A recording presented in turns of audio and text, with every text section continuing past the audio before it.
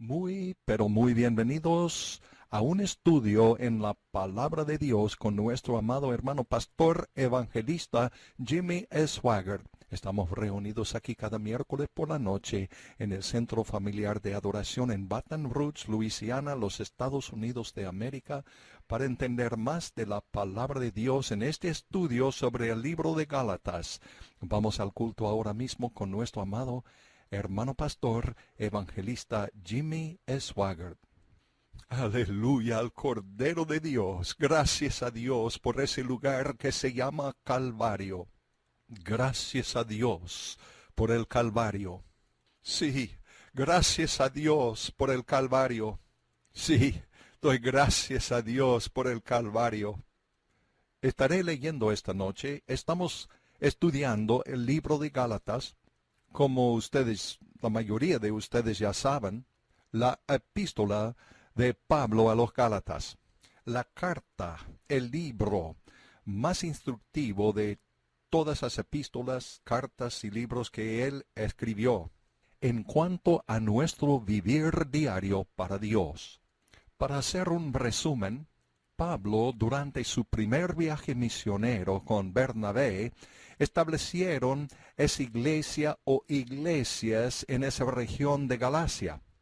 Esos eran gentiles con unos cuantos judíos entre ellos, pero la mayoría de ellos eran gentiles, quienes habían sido sacados de las tinieblas de la idolatría, sacados de los templos de los dioses de los griegos con toda su inmoralidad, esclavitud y oscuridad, pero bajo el ministerio del gran apóstol, el apóstol a los gentiles. Decenas de ellos, quizá centenares de ellos, habían hecho de Jesucristo su Salvador. El registro es, y hay poco informe acerca de eso, sí, hay muy poca información, pero él y Bernabé no quedaron mucho tiempo allá. Y cuando el apóstol Pablo estaba entre los Gálatas, él estaba enseñando y predicando casi 24 horas al día durante su estadía con ellos. Durante un breve periodo de tiempo, él predicaba la cruz a tal modo, él la predicaba de tal modo que él dijo que fue como ante cuyos ojos Jesucristo fue ya descrito como crucificado entre vosotros, como si ellos estuvieran presentes allá en la misma crucifixión de Cristo Jesús, y él no podía quedarse mucho tiempo allá.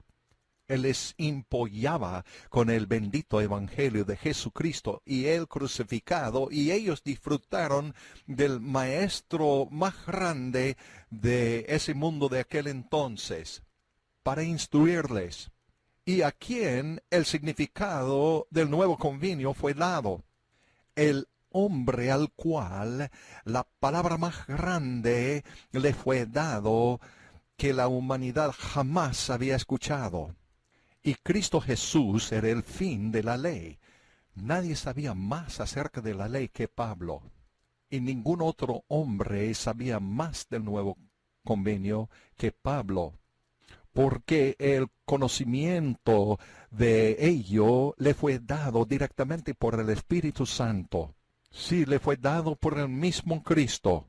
Y cuando él salió con Bernabé a otros campos misioneros, los escépticos del mensaje de la cruz, porque Pablo predicó la cruz. La cruz era el punto focal del nuevo convenio. Sí, la cruz era el fundamento mismo del nuevo convenio. Todas las demás doctrinas fueron edificadas sobre esa cruz. La doctrina de la cruz de Cristo Jesús. Él dijo que Cristo no me ha enviado a bautizar, sino para predicar la cruz, para que el mensaje no sea edificado sobre las cosas humanas, sino sobre la palabra de Dios. No sobre la sabiduría humana, sino sobre la sabiduría de Dios. Así dijo en 1 Corintios 1:17, porque no me envió Cristo a bautizar, sino a predicar el Evangelio, no en sabiduría de palabras, para que no sea hecha vana la cruz de Cristo, porque la palabra de la cruz es locura a los que se pierdan, mas a los que se salvan, es a saber, a nosotros es poder de Dios. Y él dijo además, no voy a gloriarme sino en la cruz de nuestro Señor Jesucristo, por el cual fui crucificado al mundo, y el mundo a mí. Y cuando él salió, esos escépticos, esos predicadores de la ley de Jerusalén, se entrometieron enseñando a la gente. Habían dos clases de esa gente, de esos predicadores. Algunos enseñaron que si para llegar a ser un cristiano completo, tendría que abrazar la ley. Y los varones tenían que circuncidarse y tenía que guardar el sábado también. Y otros enseñaron que si no guardaban la ley, no fueron salvados. No importa acerca de Cristo. Cuando Pablo escuchaba de lo que estaba aconteciendo dentro de las iglesias o la iglesia ya en Gálatas, si él escuchaba las noticias acerca de esos que estaban enseñando otro evangelio entre las iglesias de Galacia, y él escribió a esas iglesias. Quiero leer esta noche y voy a pedir que mi hijo Donnie Swagger lea el texto bíblico.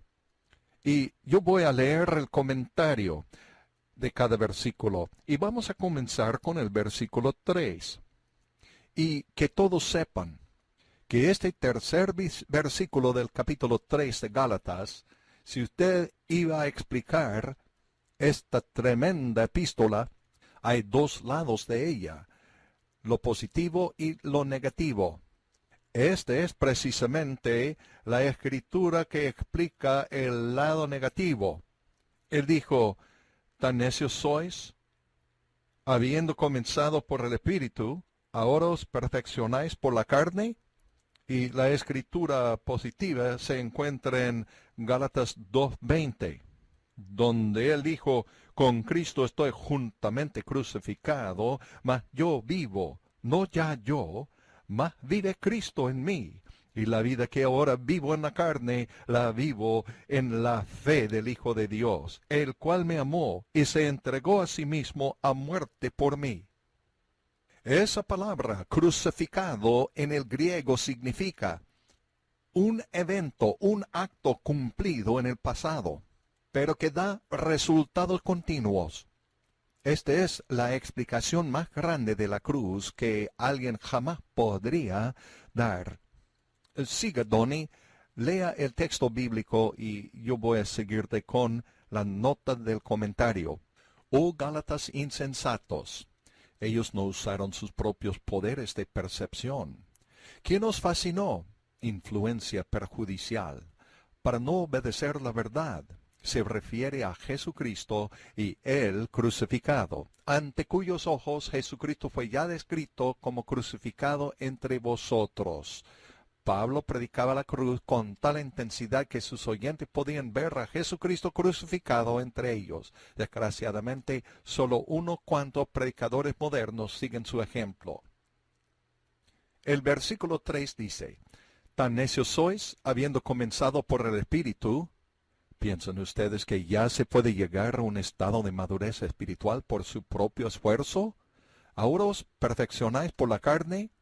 Estos Gálatas predicaban y practicaban la salvación por fe y la santificación por sí mismos, que es precisamente también la condición de la mayoría de los cristianos modernos. ¿Tantas cosas habéis padecido en vano?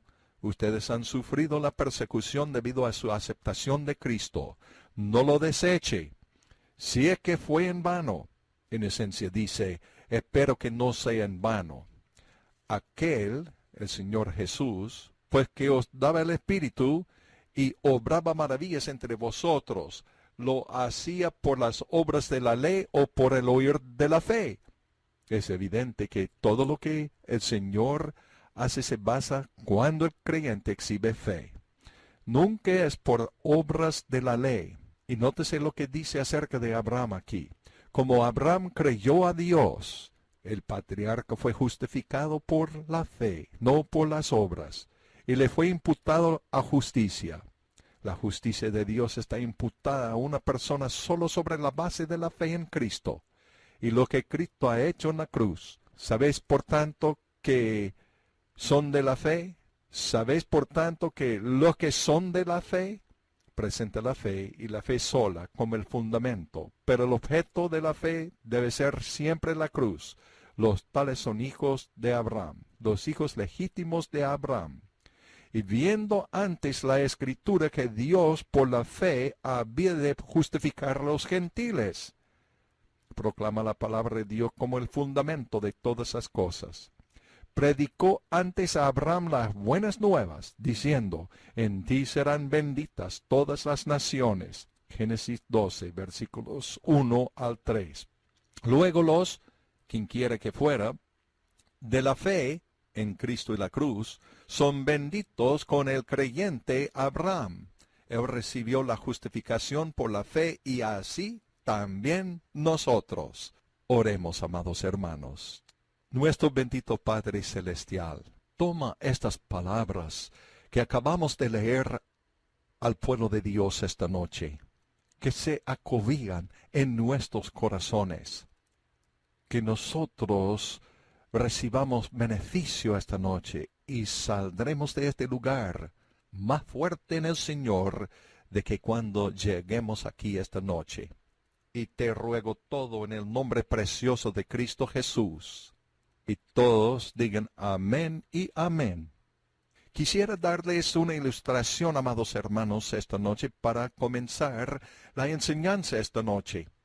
Tiene un lado positivo y tiene un lado negativo. En la lectura de la Biblia, como cada uno de ustedes hacen, encontramos que el Espíritu Santo no se retenía de dar tanto los negativos como los positivos.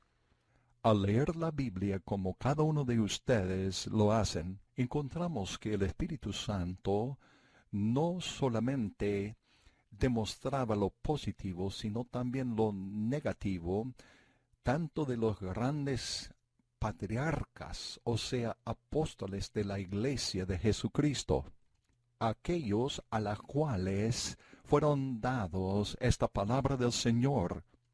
A veces Él lo mostraba verrugas y todo tiene propósito y con motivo que solo el Espíritu Santo puede dar.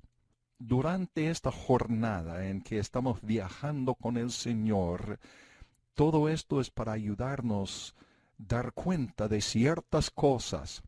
Damos cuenta primeramente que nosotros no somos perfectos. Dios no se trata con gente perfecta.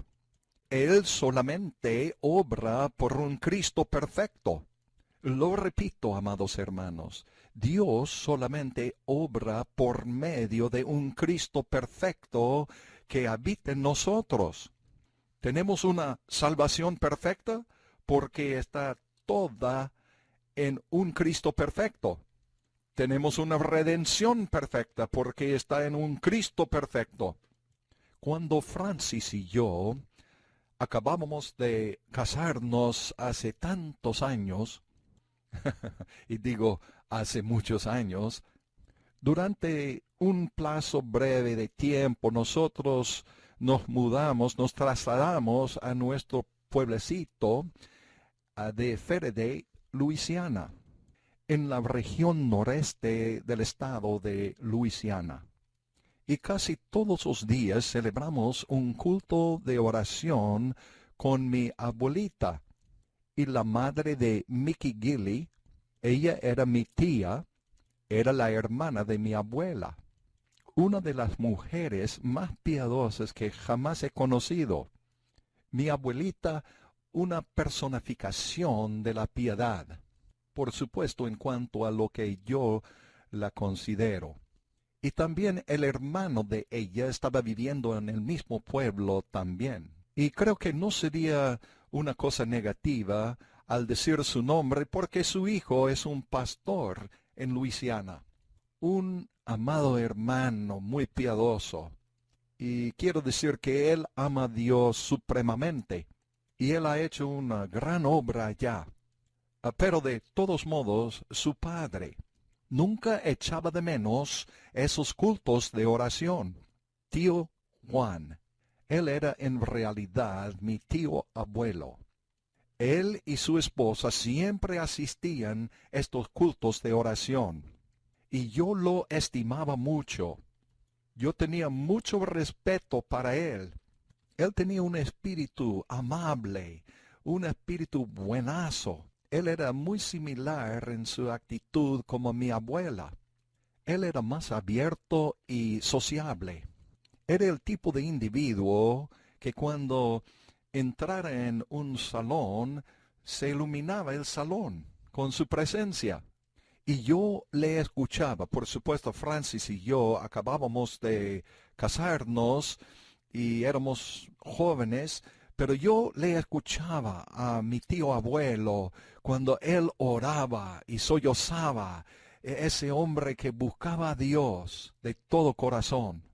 Él clamaba a Dios y lloraba y buscaba el rostro del Señor en oración. Y las pocas veces que él no asistía al culto de oración, yo le echaba de menos mucho, porque él tenía un toque con Dios, y yo lo estimaba de muchas maneras. Yo lo consideraba con gran estima. Pero antes de que él llegara a Cristo, y recuerda que toda nuestra familia no conocía nada, absolutamente nada acerca de Dios. Y él era el tío abuelo de Jerry Lee Lewis también. Y también el tío abuelo de Mickey Gilley. Y mi tío abuelo también. Y nuestra familia no se criaba en la iglesia. Y muchos de ustedes me han escuchado decir lo que mi mismo papá tenía 25 años cuando vio una Biblia por primera vez en su vida. Jamás había visto una Biblia en toda su vida, hasta que tuviera 25 años. Jamás había entrado por la puerta de una iglesia hasta que él tenía 25 años. Jamás había escuchado una canción evangélica en toda su vida. Y ellos eran músicos. Mi mamá tocaba la guitarra y mi papá tocaba el violín. Ellos tocaban para los bailes del mundo. Era su mundo y es todo lo que ellos conocían.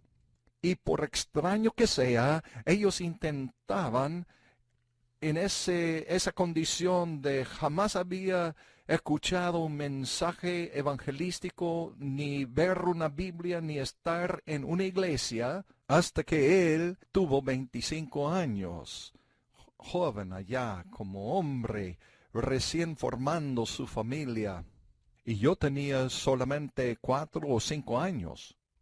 Y nací en ese tipo de ambiente. Ellos intentaban vivir una buena vida. Nunca tomaban. Jamás había visto yo alcohol ni licor en nuestra casa. Jamás fumaban. Nunca hicieron esas cosas, pero también no conocían absolutamente nada acerca del Señor. Yo podría seguir con más detalles, pero llegó una hora, un momento, cuando mi papá y mi mamá escucharon acerca de Cristo. La madre y hermana del pastor Lester Summerall llegaron a nuestro pueblecito y construyeron una iglesia. Y mi tío, uno de los 2 millonarios que vivían en ese pueblecito, y yo había nacido justo en su casa misma. Nací el 15 de marzo de 1935. Y mi tío, él les prestó el dinero para construir esa iglesia. En el año 1940 para construir esa iglesia. Toda mi familia se entregaron a Cristo. La madre de Jerry Lee Lewis, mi padre, mi abuela, mi abuelo, mi mamá, mi papá, toda la familia dijeron que sí a Jesucristo. Y durante ese gran mover de Dios, ese movimiento del Espíritu Santo, Durante ese tiempo mi tío abuelo Juan aceptó al Señor Jesucristo como Salvador y Señor de su vida. Él era un alcohólico cuando Cristo le salvó, porque ciertos miembros de nuestra familia se apoyaban en el alcohol, y él había vivido una vida de un borracho, y no conocía nada de Dios, absolutamente nada. Pero cuando Cristo vino a su corazón, vino a su vida, todo cambió. Sí, todo se cambió. Mi tío salvado ahora, bautizado con el Espíritu Santo y predicando el Evangelio. Y luego algo aconteció. Esta es precisamente la parte negativa. Algo sucedió. Nunca me enteré de lo que pasó, pero mi tío se emborrachó y se hundía en el alcohol. Y yo puedo recordarlo, todavía tengo la impresión en donde yo estaba y donde Francis estaba, cuando mi abuela me contó lo que había sucedido. Y mi abuela era una mujer bien sabia. Ella conocía bien la palabra de Dios. Ella era mi instituto bíblico, mi seminario. Ella era la maestra de la palabra de Dios para mí. Y Francis y yo estuvimos allá cuando mi tío abuelo regresó al culto de oración. Él se sentó allá en el salón, desanimado, agobiado, su frente inclinada, bien triste. Y yo no dije nada, yo solamente estaba sentado allá. Yo quisiera adelantarse un poquito, y la cosa extraña acerca de todo esto es que, por supuesto, no puedo explicarlo. En realidad no lo puedo explicar. Esto sucedió hacía más de 50 años. Mi conocimiento de la palabra de Dios en ese entonces era bien insignificante. Pero a mis ojos, Él no estaba subestimado a mis ojos. Yo no perdí confianza en Él. Yo recuerdo el día que mi abuela en su casa, él estaba precisamente sentado allá llorando. Las lágrimas corrían por sus mejillas. Yo jamás he tolerado el alcohol de cualquier índole en toda mi vida. Pero yo recuerdo a mi abuela hablando a 8 hasta 10 de nosotros que estaban presentes en ese culto de oración ese día. Y ella dijo, pues Juan ha tenido un problema. Él ha fallado al Señor, pero él pidió perdón de Dios y el Señor le ha perdonado. Y no quiero escuchar ni siquiera una palabra más acerca de esto. ¡Aleluya! ¡Aleluya! ¡Oh, sí, aleluya! ¡Oh, sí, aleluya! ¡Gloria a Dios! Pero usted diría, no podemos hacer eso, tenemos que botarle, tenemos que crucificarle. Pues si es así, usted debe subir en esa cruz primero.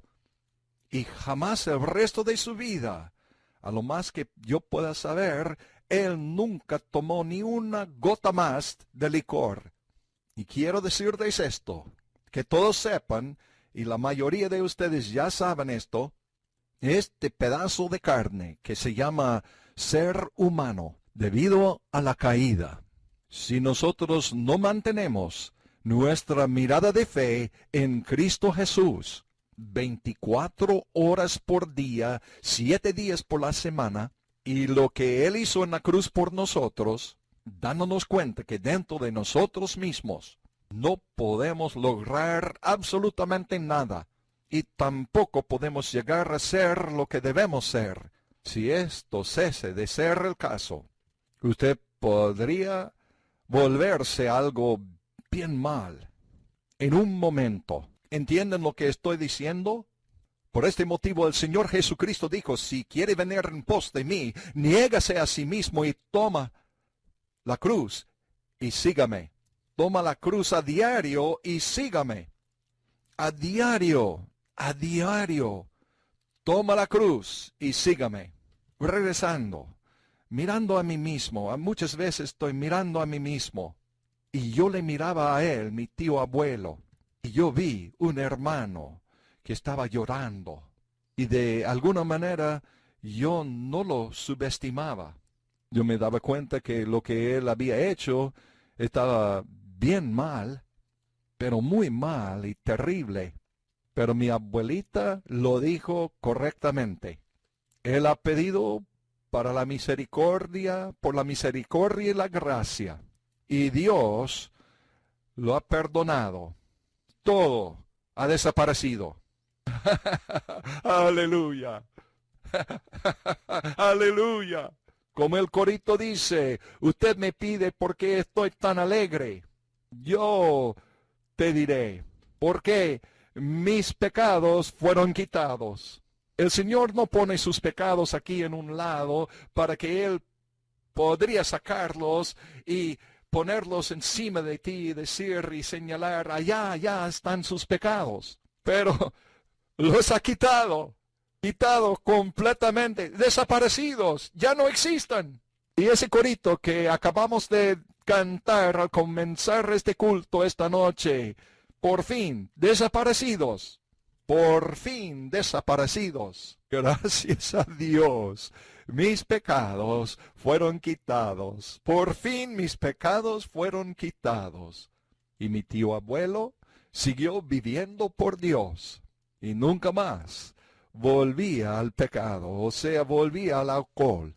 Y era un testimonio a la justicia de Cristo y a la gracia y misericordia de Dios. Gloria a Dios. Ahora, Pablo dijo a estos Gálatas, ¿tan necios sois? Habiendo comenzado por el Espíritu, ¿ahora os perfeccionáis por la carne? Lo he explicado repetidas veces, donde Pablo dijo la carne, él empleaba ese término, la carne, repetidas veces, vez tras vez tras vez. Especialmente él lo empleaba ese término en el capítulo 8 del libro a los Romanos. Y él lo empleaba en esta epístola a los Gálatas. Y además él lo empleaba en otros libros. Repetidas veces él dice la carne, la carne. Y tienen que recordar que este es el Espíritu Santo empleando esa palabra por medio de Pablo. Pablo no sencillamente inventaba la palabra la carne. Fue el Espíritu Santo que le dijo, explícalo por medio de usar este término. Significa nuestra habilidad personal, nuestra propia fuerza, poder, destreza, educación, conocimiento, motivación, intelecto, habilidades. Estas cosas en sí mismas no están mal, son una parte de la naturaleza humana. Este es precisamente lo que somos. Algunos de nosotros tenemos un poco más talento que otros, y otros tienen más habilidades de ciertas maneras que los demás, pero es simplemente esfuerzo humano. Es lo que somos, lo que hacemos. No está mal, pero si nosotros intentamos emplear estas cosas para ser lo que debemos ser en Cristo, este es precisamente el pecado de la iglesia. Es el pecado de cada uno de nosotros. Todo creyente, óigame bien, todo creyente ha pasado por este camino. Sí, cada uno de nosotros hemos pisado por esta senda.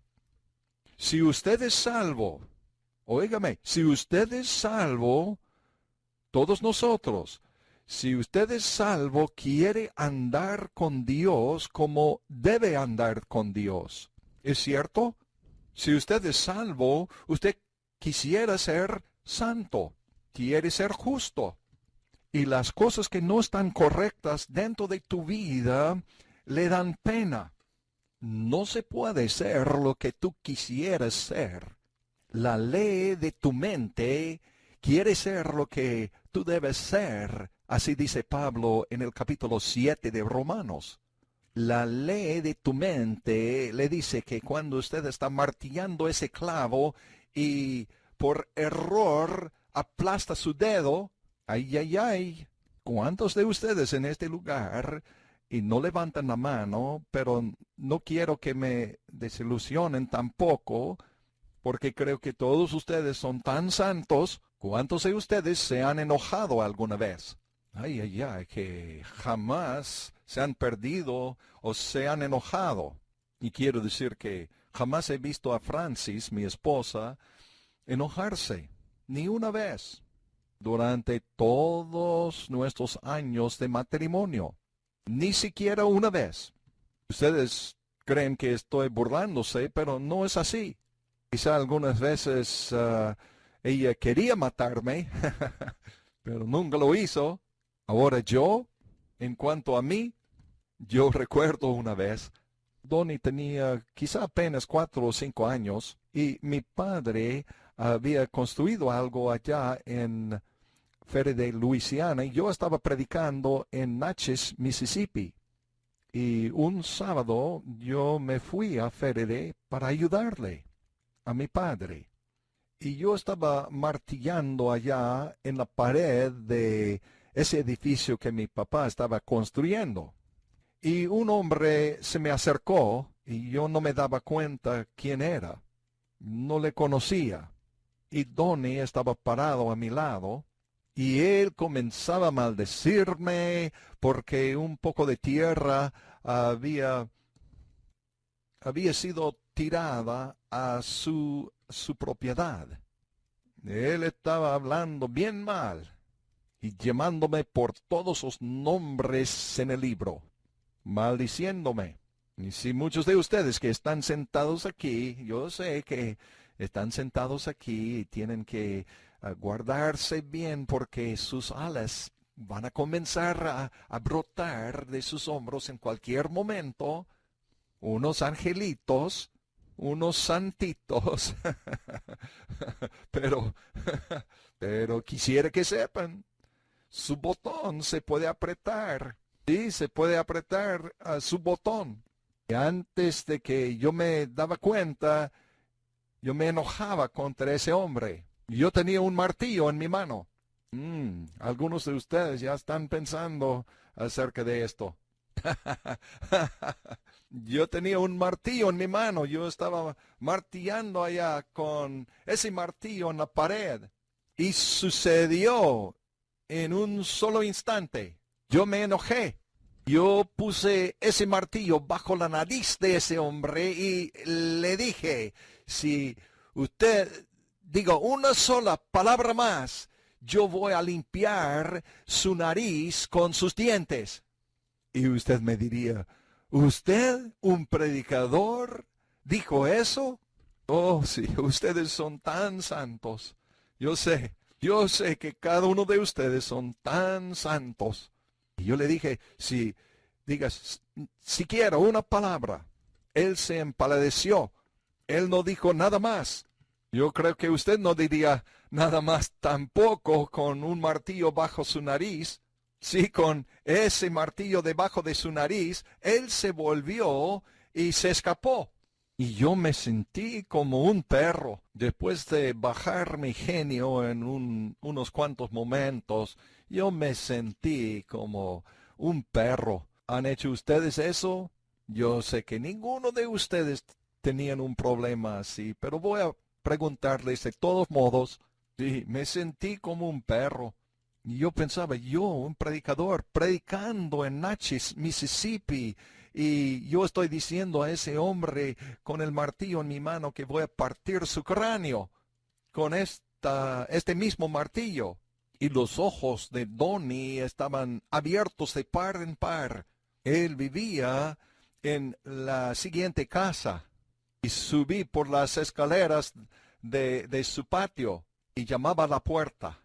Y él se acercó a la puerta, la abrió y me vio a mí y yo creía que él iba a desmayarse. Él comenzaba a retroceder, pero yo le dije, un momento, Señor. He venido, Señor, para pedir perdón. He hecho lo malo allá hace algunos momentos cuando usted estaba allá. Yo no debía hacer lo que yo hice. Yo soy un predicador del Evangelio. Y por mí, portarme así está mal. Quiero rogar que me perdones. De alguna forma nosotros llegamos a ser amigos después de eso. ¿De veras? Sí, de veras. Él se portaba bien conmigo y yo con él. Lo que sea el caso, yo sé que algunos de ustedes han perdido la confianza en mí ahora. Me doy cuenta de eso. Pero soy humano. Yo estoy intentando a conseguir que den cuenta que son seres humanos. Yo soy ser humano, ustedes también. ¿Lo hace correcto? De ninguna manera. Llegó un día en que el Señor me mostró el camino a la victoria. Él me mostró por medio de la cruz en 1997. Él me mostró, y la mayoría de ustedes ya saben de eso. Como nosotros podemos andar en la victoria perpetua. Y no quiero decir que Satanás va a cesar de tentarnos, no va a detenerse. No va a cesar de ser un ser humano tampoco. Cuando Él le salvó, Él no hizo de usted un ángel. Él tiene bastantes ángeles y usted no es uno de ellos. Ay, mala educación. La gramática está mal. Pero ya ustedes sepan. Pero de todos modos, usted todavía es un ser humano. Pero yo estaba predicando aquí un domingo por la mañana. Yo estaba tratando sobre el tema de la opresión espiritual que se conduce a la depresión. Y de repente me despertó al concepto de que sí, me iluminaba. Jamás había pensado en eso, que desde el año 1997, cuando esa palabra de la cruz me fue dada, no he experimentado ni un momento de opresión desde este día hasta ahora. Y antes de esa fecha, yo pensaba a veces que Satanás me iba a destruir. Pero la respuesta está en la cruz. La respuesta está en la cruz. Pues ven, lo que ustedes quieren ser en la ley de su mente, porque esto continuamente, constantemente funciona para que usted sepa que quiere ser lo que Dios quiere que sea en su mente, justo, bondadoso, creciendo en la gracia y el conocimiento del Señor. Usted en sí mismo no puede lograrlo, no puede hacerlo. El Espíritu Santo solo puede lograrlo y puede hacerlo. El Espíritu Santo solo puede hacernos lo que debemos ser. Y Él obra 100% por la obra terminada de Cristo en la cruz, que le da, sí le dio y le da y le dará el derecho legal de hacer todo lo que Él hace. Antes de la cruz, Él no podría entrar en el corazón de los creyentes para morar continuamente y permanentemente. Él podía con algunos en una forma temporaria para ayudarles a llevar a cabo una tarea, pero desde la cruz, Él puede entrar y morar y habitar para siempre. Nosotros estorbamos su obra cuando nosotros ponemos nuestra fe en cualquier otra cosa que Cristo y la cruz. Es tan simple. Cualquier otra cosa le estorba. Él no se escapa, gracias a Dios, Él habita con nosotros y se queda. Si Él huiría, todos nosotros estaríamos fritos. Él se queda, Él mora con nosotros, aunque se entristece, pero cuando nuestra fe está colocada en Cristo y exclusivamente en Cristo, y lo que Él hizo en la cruz, le da al Espíritu Santo la libertad de acción para obrar dentro de nuestras vidas. La ley del Espíritu de vida en Cristo Jesús me ha liberado de la ley del pecado y de la muerte. Y ahora, antes de clausurar este mensaje, Pablo empleaba a Abraham. Él está enseñando a estos Gálatas algo. Él dice, Aun como Abraham creyó a Dios y le fue imputado a justicia. Piénselo bien en esto ahora.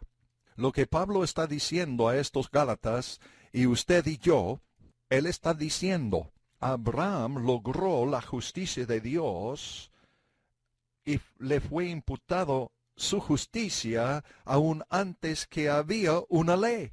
¿Pueden seguir esto? ¿Entienden? No había una ley. Esto sucedió unos 400 años antes de que la ley fue dada a Moisés. Y Abraham estrictamente, exclusivamente por la fe y no por las obras, pero sencillamente le dijo al Señor, Señor, te creo. Dios lo asumaba y le imputaba a todo esto a justicia. Abraham, yo te decreto justo. Ahora la iglesia tiene un problema con esto. Y me refiero a la iglesia en general. La iglesia dice, pues quiere decir que usted no tiene que hacer nada. Cuando nosotros fundamos esta iglesia y la formamos ya hacía muchos años, me interrogaban cuáles son las leyes, o sea, las reglas y ordenanzas a las cuales la gente tiene que adquirir, o sea, aferrarse para llegar a ser un miembro de esta iglesia. Ahora, piensa bien en esa pregunta. Van a unirse al centro familiar de adoración.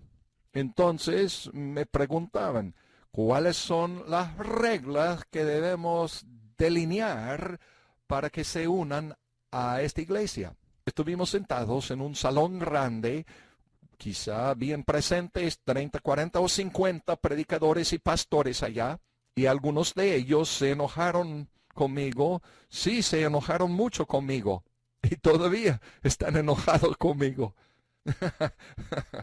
Yo les respondí, hay solamente un requisito, y eso es ser nacido de nuevo. Aleluya. Si la persona es salva, significa que Dios le ha declarado a esa persona justo. Él lo ha decretado. El mismo Dios lo ha dicho. Alguien me ha dicho, pero usted tiene que probar su justicia. ¿Qué clase de ropa se vistan? ¿Hacen esto o aquello? ¿En qué clase de ropa se visten? Yo les respondí, ¡qué tontería! Nuestra justicia no depende de que si nos vestimos de un saco rojo o lo que sea. Es por la fe en Cristo. El Señor predicó el Evangelio a Abraham. Y ese Evangelio era la justificación por la fe. Usted no puede santificarse, pero de todos modos usted tiene que ser santificado.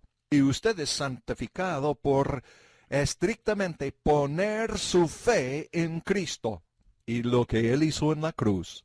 Y ya usted tendrá la santificación, que significa está apartado exclusivamente para el Señor. Y quiero decirles esto, y creo que la mayoría de ustedes en este lugar se ponen de acuerdo conmigo. Cuando la hora llegó, después de que usted se salvó, y usted escuchó este mensaje de la obra terminada de Cristo, y su fe fue puesta en esa obra terminada, y usted abrazó a Cristo y lo que Él hizo por usted, una carga se levantó. Fue como si fuera dado alta de la prisión. Estaba libre de una prisión. Y usted daba cuenta que no dependía en mí mismo. Es Él. Aleluya. Gloria a Dios. Sí, gloria a Dios. Como el canto dice, estoy libre de los temores de la mañana. Sí, estoy libre de la culpa de mi pasado. He entregado mis cadenas por un canto glorioso. Sí, soy libre. Gloria a Dios. Por fin soy libre. Quiero decirles, amados hermanos, de que hace mucho tiempo una pareja de jóvenes anhelaba emigrar de Irlanda a los Estados Unidos. Ellos habían trabajado arduamente por mucho tiempo y habían ahorrado todo el dinero que pudieron para comprar el pasaje más barato que ofrecía el barco. A pesar de que estaban en la cabina inferior, estaban contentos de la posibilidad de viajar a los Estados Unidos. Tenían ansias de una nueva vida y un nuevo ambiente. Un día antes de llegar al puerto de Nueva York, un camarero del barco, paseándose en el pasillo, pasó por la pequeña habitación de ellos. Vio que la puerta de la cabina estaba abierta, así que se detuvo y empezó a conversar con ellos. Les preguntó de dónde eran y a dónde iban, y charlaron amenamente. Él observó que había migajas en la cama, y de modo informal les preguntó acerca de las migajas. El hombre contestó: acabamos de almorzar. Después de una breve pausa, el joven continuó: solo teníamos suficiente dinero para comprar los pasajes y no nos sobró dinero para comer en el restaurante. Por eso empacamos sándwiches y bocadillos como pan y bizcochos, pero ahora está mohoso y rancio y no se puede comer. El camarero se quedó mirando a los jóvenes y les dijo: ¿me están diciendo que han estado comiendo sus sándwiches, panes y bizcochos rancios en todo el viaje desde que zarparon de Londres? Sí, dijo el joven, es todo lo que teníamos. Pero, señor, respondió el camarero, aunque ustedes están en la clase inferior del barco, sus pasajes incluían todas sus comidas en cualquier de los restaurantes. El joven respondió: ¿usted me quiere decir que nuestro boleto también incluía la comida? Sí, incluía la comida, respondió el camarero. Todas sus comidas, efectivamente, todo lo que quieran comer. Y nuestra comida es exquisita, así exclamó el camarero. Muchos creyentes, amados hermanos, actúan de la misma manera que este joven y su esposa del relato de hace muchos años. Ellos tienen un boleto comprado y pagado por Jesucristo. Cuando Él murió en la cruz por nosotros, sí, por ti y por mí murió, porque Él te ama, Él me ama a mí. Pero a la vez no actúan en conformidad al valor total de ese boleto. Sin lugar a dudas, el boleto provisto para nosotros por nuestro Señor garantiza todo lo que necesitamos. Óigame bien, todo. Aleluya. Y tanto como sea necesario para nuestra travesía. Significa que podemos ser victoriosos en cualquier y todo momento. Tal como lo dice en las Escrituras, el pecado no se enseñoreará de vosotros. Romanos capítulo 6, versículo 14. Todo fue comprado y pagado por el Señor Jesucristo. Y si no tenemos algo con respecto a esta vida victoriosa, es culpa nuestra y no la culpa del que ha pagado el boleto.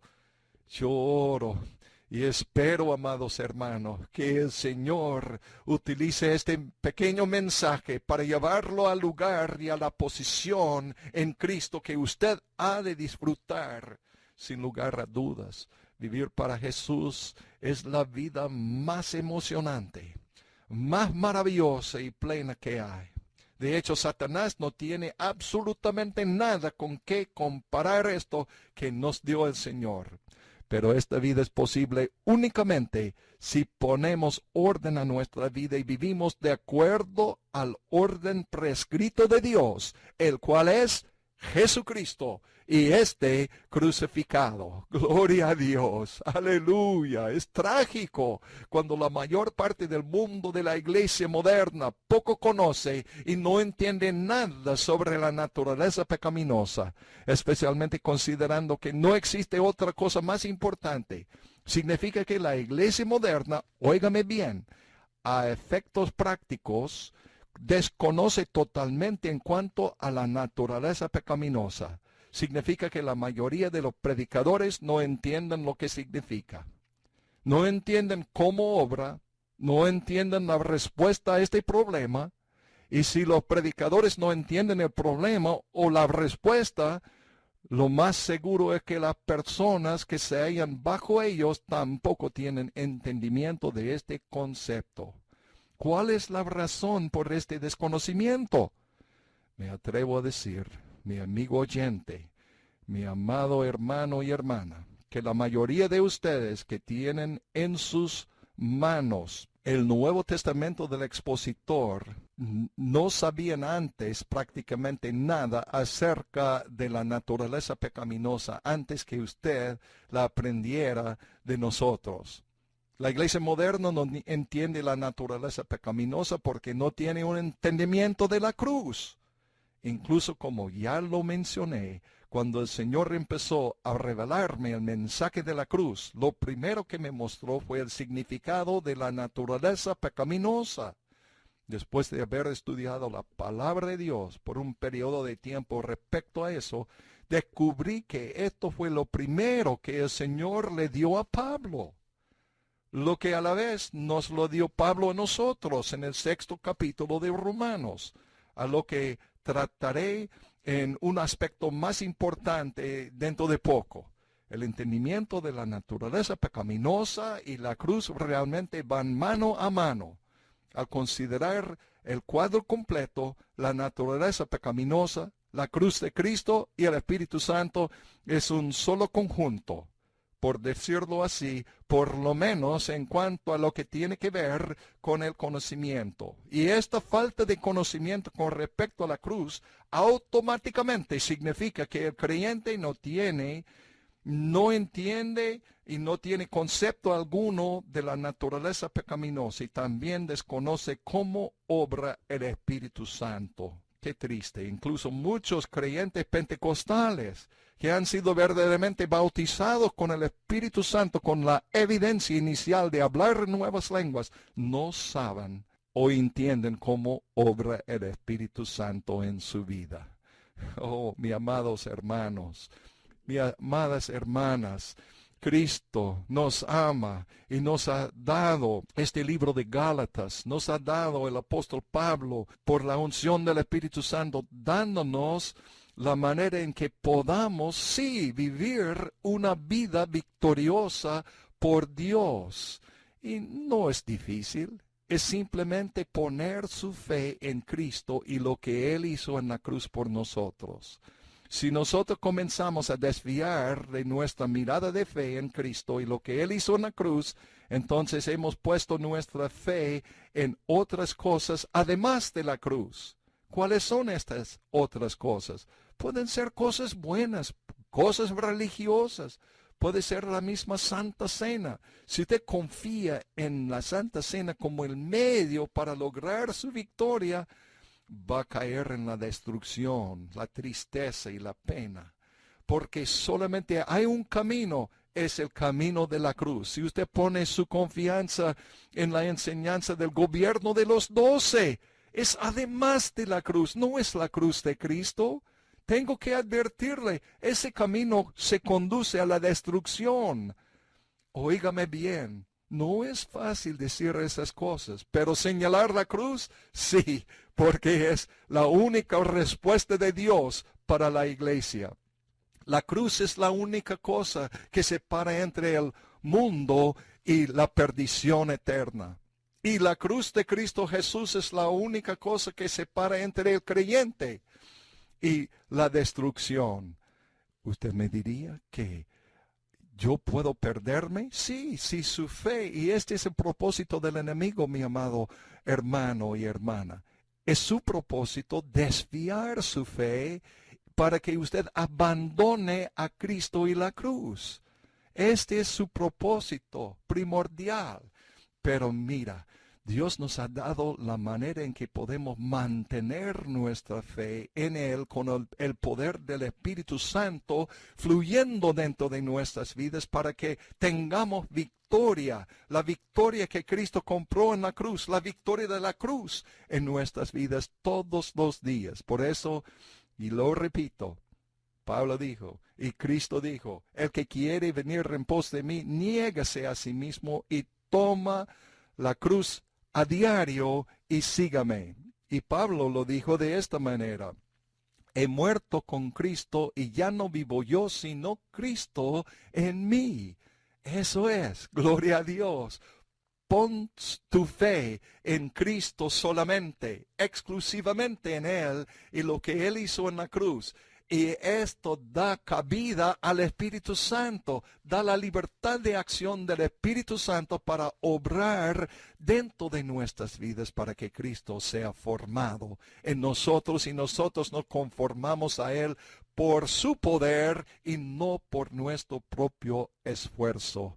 Ojalá que puedan entender eso. Ojalá que su fe se deposite en esto, porque esta es la victoria. Cristo y Él crucificado. Gloria a Dios. Oh, amados hermanos y oyentes, muchos colaboradores hispanoparlantes nos han solicitado la Biblia de estudio del expositor en español, a la cual hemos respondido. Creemos que la Biblia de estudio del expositor va a ser una herramienta extraordinaria para muchos, cuyo idioma principal es el español. No hay nada más importante que la palabra de Dios. Respecto a las personas, e independientemente de quién sea, no hay nada más importante que un adecuado entendimiento de la palabra de Dios. Creemos que no hay otra Biblia de estudio en el mundo que sea más instructiva y útil que la Biblia de estudio del expositor. Por consiguiente, nos sentimos muy honrados de presentar la nueva edición castellana del Nuevo Testamento de la Biblia de estudio del expositor a nuestros amigos hispanos. Y quisiera que ustedes se ponen bien su atención en esto. Usted necesita un ejemplar de este Nuevo Testamento del expositor que el hermano Jimmy Swaggart ha escrito. Son los textos bíblicos con una explicación dentro del mismo versículo de lo que significa el texto bíblico. Y va a ver, al leer esa lectura del Nuevo Testamento del expositor, que es una Biblia de estudio, para ayudarle a entender mejor la palabra de Dios, que su vida va a cambiarse grandemente. Y usted va a disfrutar de esta victoria de la cual hablamos por estos mensajes semanales. Una manera de adquirir su ejemplar es ir al Internet, allá en nuestro portal en el Internet, en su computadora o la computadora de un amigo, e ir a nuestra página de Internet que es jsm.org. Otra vez, jsm.org, y allá se puede buscar con unos cuantos clics nuestro producto. Se llama el Nuevo Testamento del Expositor y allá se explica cómo adquirir su copia. Es como tener una biblioteca personal. Que Dios los bendiga. Hasta la próxima.